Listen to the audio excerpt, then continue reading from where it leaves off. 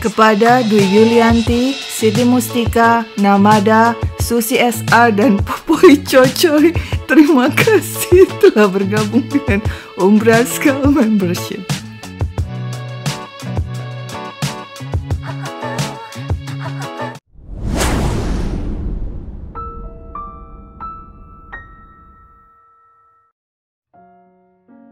Sehari-hari Miskiah berdagang sembako di tokonya di Pasar Sayang-Sayang di Kota Mataram, Lombok, NTB. Miskiah sudah menikah, namun karena tidak kunjung dikaruniai anak, dia mengambil seorang anak asuh. Sementara itu sang suami kawin lagi dan memiliki 2 anak dari istri barunya. Suami Miskiah kadang tinggal di rumah Miskiah, kadang di rumah istri lainnya. Saat mengurus toko sembako, Miskiah kerap dibantu si anak asuh. Membereskan barang-barang dagangan, melayani pembeli, membungkus gula, dan sebagainya. Hidup Miskiah berjalan normal. Ketika gempa bumi mengguncang Pulau Lombok pada Maret 2019, Miskiah terkena dampaknya. Untungnya ada bantuan sosial dari pemerintah sejumlah 50 juta rupiah. Setelah itu, hidup Miskiah kembali berjalan seperti biasa. Sehari-hari dia berjualan sembako di Pasar Sayang-Sayang. Jam telah menunjukkan pukul 2 pagi, sekeliling gelap, senyap.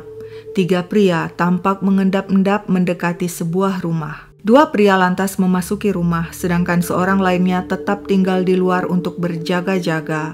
2 pria mematikan aliran listrik, lalu menyalakan senter sembari melangkah menuju kamar tidur. Di sana tampak seorang wanita tertidur. Mereka hajar wanita itu dengan balok kayu, lalu menyabet lehernya dengan parang. Wanita itu tidak berdaya, terkapar bersimbah darah di atas tempat tidur. Kedua pria segera mencari uang tunai dan barang berharga, lalu kabur di tengah gelapnya malam. Keesokan paginya, Burhan mendatangi rumah kakaknya Miskiah. Kak Mis, panggilnya. Tapi tidak ada jawaban meski pintu rumah sedikit terbuka. Burhan melangkah masuk. Ruangan gelap. Dia coba menyalakan lampu tapi sepertinya listrik mati. Ketika Burhan terus masuk dan melongok ke kamar tidur, betapa terkejut dirinya menemukan sang kakak Miskiah tewas bersimbah darah. Dia segera minta tolong tetangga yang langsung melaporkan hal itu kepada polisi. Saat polisi tiba di TKP, warga sudah berkerumun di sekitar rumah Miskiah. Teman dan kerabat Miskiah berdatangan mendengar kabar itu. Si anak asuh Suparman juga sudah hadir di TKP, terkejut mendengar kejadian yang menimpa Bu Miskiah. Polisi menemukan balok kayu dan parang penuh darah di TKP. Keduanya diduga merupakan senjata pembunuh. Polisi lalu menanyai Burhan, adik Miskiah yang pertama kali menemukan jasad Miskiah. Siapa saja yang dekat dengan ibu Miskiah? Burhan menjawab, Suparman anak asuhnya yang sehari-hari membantu di toko sembako. Polisi pun menanyai Suparman yang hadir di sana. Pria itu membenarkan dirinya terakhir kali berada di rumah Miskiah pada Kamis malam 2 Mei 2019 sebelum kejadian. Dia membantu si ibu asuh membungkus gula untuk dijual. Polisi yang telah mendapatkan informasi HP Miskiah raib mengatakan pada Suparman, coba kamu telepon HP Bu Miskiah. Ketika Suparman mencoba menelpon, HP tidak aktif. Polisi lalu mengumpulkan informasi lainnya dari warga sekitar. Investigasi terus berlanjut. Polisi melacak nomor email HP Miskiah. Dan beberapa hari kemudian pada 7 Mei, polisi memperoleh informasi HP Miskiah muncul dengan nomor lain. Hal ini berarti orang yang memegang HP Miskiah telah mengganti nomor HP Miskiah dengan nomor lain. Lokasinya terlacak di Desa Gelanggang, Kecamatan Sakra di Lombok Timur. Polisi pun menuju lokasi dan menemukan HP tersebut dipegang oleh seorang wanita yang biasa disapa Ibu Gepat. Ketika ditanyai polisi, Ibu Gepat membenarkan dia memegang HP tersebut yang nomornya sudah digantinya. Sahnun yang memberikan HP itu pada saya. Demikian kata Ibu Gepat. Polisi kemudian mendatangi Sahnun dan menanyai pria itu. Sahnun membenarkan dia yang memberikan HP tersebut kepada Ibu Gepat. Begitu polisi hendak meringkus Sahnun, keponakannya Iswandi yang juga ada di rumah mencegah dan berkata pada polisi, "Aku yang memberikan HP itu kepada pamanku Sahnun." Iswandi mengaku dirinya dan 2 pria lainnya terlibat dengan tewasnya Miskiah. Polisi pun segera meringkus Iswandi dan kedua pria yang disebutkannya. Apa yang sebenarnya terjadi? Begini ceritanya. Miskiah memiliki anak asuh bernama Suparman Bahri. Selain itu dia juga memiliki anak tiri kakak beradik Satria Sopiandi dan Iswandi Iswanto. Suparman dan Satria sudah biasa membantu Miskiah di toko sembako miliknya. Suatu hari pada 2 Mei 2019, si anak asuh Suparman menelpon Satria dan mengajaknya merampok ibu asuhnya. Sebabnya, "Aku jengkel, dia dapat bansos gempa 50 juta, tapi aku minta dibelikan motor, dia menolak. Ya sudah, kita rampok saja uangnya." Satria setuju, lalu mengajak adiknya Iswandi ikut merampok. Dari rumah ibu mereka di Lombok Timur, mereka bersepeda motor menuju rumah Miskiah di Dusun Gegutu, Desa Kekiri, Kecamatan Gunung Sari, Lombok Barat. Sekitar pukul 11.30 malam, Satria dan Iswandi bertemu Suparman di sebuah kebun yang tidak jauh dari rumah Miskiah. Suparman menyuruh Iswandi tetap tinggal di kebun. Lalu dia dan Satria pergi mengintai rumah Miskiah yang agak jauh dari pemukiman warga lainnya. Saat itu mereka lihat dari jendela TV masih menyala, berarti Miskiah belum tidur. Keduanya pun kembali ke kebun menunggu saat yang tepat. Tidak terasa sudah pukul 2 pagi. Ketiganya pun bergerak menuju rumah Miskiah. Suasana senyap. Suparman minta Iswandi menunggu di depan pagar untuk berjaga-jaga. "Kalau ada orang datang cepat beritahu kami." Setelah merusak gembok pagar, Suparman dan Satria masuk, lalu memasukkan tangan lewat ventilasi di dekat pintu dan membuka pintu dari dalam dengan tangan. Mereka kemudian mematikan listrik rumah dan masuk ke ruang tengah. Suparman mengambil balok kayu yang dipakai mengganjal pintu, lalu kedua pria itu masuk ke kamar tidur Miskiah. Wanita itu terlelap di tempat tidur.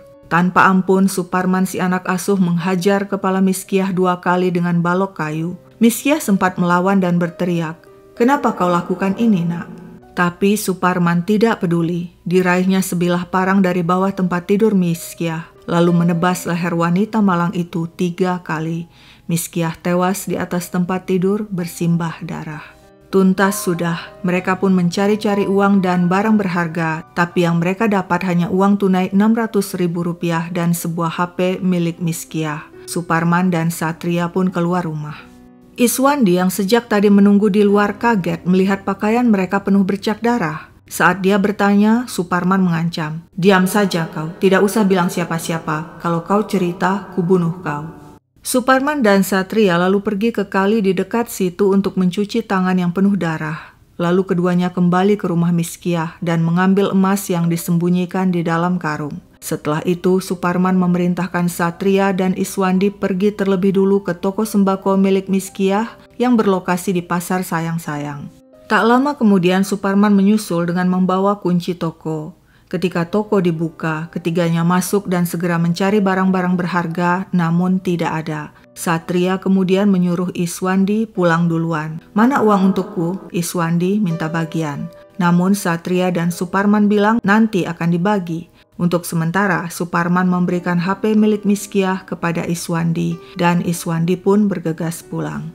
Di tengah jalan dia buang kartu SIM HP itu, lalu dia pergi ke rumah pamannya Sahnun di Lombok Timur. Saat itulah Iswandi curhat, "Paman, aku tadi diajak mencuri uang sama Satria dan Suparman. Tapi waktu mereka keluar dari rumah itu, aku lihat mereka bersimbah darah. Mungkin mereka sudah bunuh orangnya." Menanggapi celoteh Iswandi, sang paman Sahnun tidak percaya dan hanya tertawa. "Ceritamu kayak orang bunuh ayam aja. Ayo makan." Iswandi kemudian memberikan HP curian kepada Sahnun, lantas Sahnun memberikannya kepada Ibu Gepat. Demikianlah kurang lebih kronologi kejadian menurut pengakuan para pelaku. Persidangan kasus pembunuhan Miskiah digelar di Pengadilan Negeri Mataram. Suparman ditetapkan sebagai otak pembunuhan. Pria itu mengaku dia marah pada Miskiah yang tidak membelikannya sepeda motor dengan uang bansos bencana gempa. Majelis hakim menilai ketiga terdakwa terbukti melakukan pencurian dengan kekerasan hingga mengakibatkan korban meninggal dunia sesuai pasal 365 ayat 4 KUHP. Vonis pun dijatuhkan. Iswandi Iswanto yang dianggap tidak ikut membunuh dan ikut-ikutan saja untuk mencuri divonis 3 tahun penjara, sedangkan Satria Sofiandi 15 tahun dan Sidalang Suparman Bahri 20 tahun penjara. Pertimbangan yang memberatkan, ketiga terdakwa telah menyebabkan tewasnya korban, sedangkan pertimbangan yang meringankan, ketiga terdakwa belum pernah dihukum. Saat vonis dijatuhkan, tidak satu pun pihak keluarga terdakwa hadir, dan dari ketiga terdakwa hanya Suparman yang menangis begitu hakim membacakan vonis. Berita pembunuhan Miskiah yang didalangi anak asuhnya dan dibantu 2 anak tirinya viral di Lombok. Miskiah yang berusia 50-an itu dikenal baik terhadap anak asuh dan anak tirinya. Bahkan mereka kerap membantu di toko sembako Miskiah dan diberi upah oleh wanita itu. Ketika Miskiah ditemukan tewas dan warga berdatangan, si anak tiri Satria sempat bersandiwara dan bersama ibunya turut datang ke TKP ikut berduka atas tragedi yang menimpa Miskiah yang biasa dipanggilnya Bibi itu. Tak hanya itu, Satria juga bersandiwara di akun Facebooknya dengan status, "Tetap tersenyumlah, walau hati sedang berduka." Ketika ada teman yang berkomentar dan menanyakan mengapa dirinya berduka, Satria menjawab, "Bibi saya dibunuh orang tidak dikenal." Tapi yang sangat mengejutkan tentu aksi sadis Suparman, anak asuh yang jadi otak di balik pembunuhan Miskiah. Miskiah telah menjadikan Suparman sebagai anak asuhnya sejak kecil. Wanita itu membiayai pendidikannya dari SD hingga kuliah di Universitas Mataram. Bahkan saat Suparman diwisuda, Miskiah turut hadir. Begitu tidak berartinya ternyata Miskiah selama ini di mata Suparman. Dia menganggap wanita itu hanya sebagai sumber uang, seperti yang dikatakannya di persidangan. Selain dia marah karena Miskiah menolak membelikannya sepeda motor dari dana bansos gempa, dirinya juga berharap dengan tewasnya Miskiah, harta wanita yang tidak memiliki anak kandung itu akan jatuh ke tangannya sebagai anak asuh yang dekat dengan Miskiah. Sungguh tragis nasib Miskiah, dilenyapkan selamanya dari muka bumi oleh 2 anak tirinya dan si anak asuh yang bertitel sarjana. Sekian dulu ceritaku, sampai jumpa kapan-kapan.